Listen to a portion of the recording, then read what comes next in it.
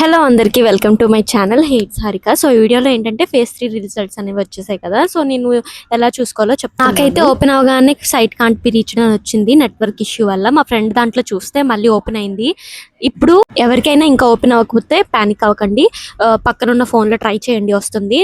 Already list PDF కూడా circulate అయిపోయింది. అక్కడ కనిపిస్తుంది చూసారా, వెబ్సైట్ ఓపెన్ చేయగానే phase 3 provisional selection list, phase 3 educative campus అలా కనిపిస్తుంది. అక్కడ మనం చూస్తున్నట్టయితే మనకి general, BSG, pH and cap categories వాళ్ళ గురించి స్పెషల్ కేటగిరీ అని చెప్పారు. అది గుర్తుపెట్టుకోండి ఒకసారి. ఇంకా ఫేజ్ 3 ఎడ్యుకేటి క్యాంపస్ స్లైడ్ సెలక్షన్ లిస్ట్ అంటే క్యాంపస్ సెలక్షన్ అంటే స్లైడింగ్ కోసం పెట్టుకున్నారు కదా, వాళ్ళ కోసం కూడా లిస్ట్ ఇచ్చున్నారు. ఇంకా ప్రొవిజనల్ సెలక్షన్ లిస్ట్ అక్కడ అది అదర్ స్టేట్స్ అనమాట, తెలంగాణ వాళ్ళకి. ఇక్కడ notice to students applied under special category అంటే స్పెషల్ కేటగిరీ ఎవరైతే ఉన్నారో స్పోర్ట్స్కి, స్పెషల్ కేటగిరీలో ఎన్సీసీకి, స్పోర్ట్స్కి అప్లై చేసిన వాళ్ళకి స్పెషల్ నోటీస్ అనేది ఇచ్చారు. అంటే ఇప్పుడు అందరూ చాలామంది అదే నాకు ఎన్సీసీ వాళ్ళు ఇంకా స్పోర్ట్స్ వాళ్ళు ఎవరైతే ఉన్నారో వాళ్ళు నాకు ఇంకా రిజల్ట్ రాలేదని టెన్షన్ పడకండి. అంటే మీ అసలు ఎన్సీసీ వాళ్ళకి, స్పోర్ట్స్ వాళ్ళకి ఇంకా ఇవ్వలేదని అర్థం. అక్కడ మెన్షన్ చేశారు చూసారా, the provisional selection list for NCC and sports will be announced and published once received from concern authorities.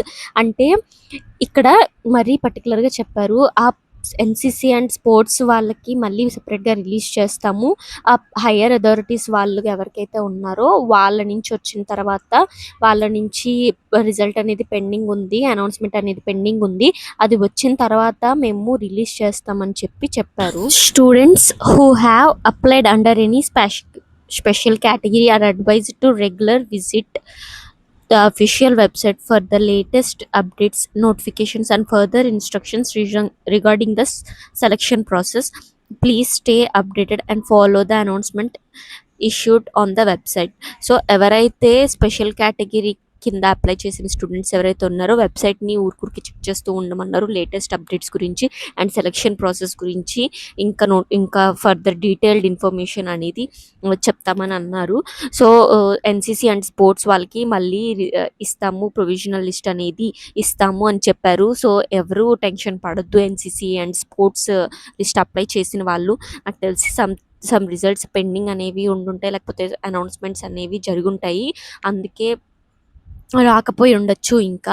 ఇంకొకటి ఏంటంటే కాల్ లెటర్ అనమాట. కాల్ లెటర్ అనేది 19th ఇస్తామని చెప్పి పైన అలా స్క్రోల్ అవుతూ ఉంది చూసారా, కాల్ లెటర్ అనేది రేపు ఇస్తారు.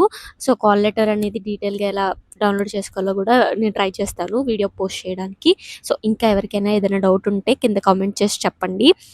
ఇప్పుడు ఎన్సీసీ వాళ్ళకి, స్పోర్ట్స్ వాళ్ళకి డౌట్ క్లియర్ అయ్యిందని అనుకుంటున్నా. కాల్ లెటర్ అనేది రేపు డౌన్లోడ్ చేసుకోవడానికి ఎనేబుల్ వస్తుంది అనమాట, ఆప్షన్ అనేది. అప్పుడు కాల్ లెటర్ అనేది డౌన్లోడ్ చేసుకోవచ్చు. ఇప్పుడు కనుక మనం చూస్తుంటే సర్టిఫికేట్స్ వెరిఫికేషన్ కోసం ఎవరెవరిని ఎక్కడికి రావాలో పిలుస్తున్నారు. Certificates verification for candidates selected for ఎడ్యుకేటి నూజివీడ్ క్యాంపస్ వాళ్ళకి నూజివీడ్ క్యాంపస్లోనే జరుగుతుంది. అక్కడ 23 అని చెప్పి డేట్ ఇచ్చారు. అంటే ఇప్పుడు మనం ఆర్కేవీకి చూసుకుంటే ఆర్కేవీకే రమ్మన్నారు, శ్రీకాకుళం వాళ్ళకి చూసుకున్నా శ్రీకాకుళం వాళ్ళకే రమ్మన్నారు. ఇంకా ఇక్కడికి వస్తే ఒంగోలు వాళ్ళు ఒంగోలు క్యాంపస్కి రావక్కర్లేదు. నేను మళ్ళీ చెప్తున్నా, ఒంగోలు వాళ్ళు ఒంగోలు క్యాంపస్కి రావక్కర్లేదు, ఒంగోలు వాళ్ళు ఆర్కేవీకే వెళ్ళాలి. అక్కడ మెన్షన్ చేశారు. అండ్ జూలై 23కి అని చెప్తున్నారు. సో ఎవరు మిస్ అవ్వద్దు. అండ్ నేను ముందు నుంచి చెప్తూనే ఉన్నాను, ఇక్కడ డాక్యుమెంట్స్ అన్నీ సెట్ చేసుకొని ఉండండి అని చెప్పి. ఇంకా ఎవరైనా డాక్యుమెంట్స్ అనేవి సెట్ చేసుకోకుండా ఉంటే, ఇంకా ఏమేమి డాక్యుమెంట్స్ కావాలని తెలియకపోతే నేను ఆల్రెడీ మన ఛానల్లో వీడియో అనేది పోస్ట్ చేశాను, వెళ్ళి చెక్ చేసుకోండి.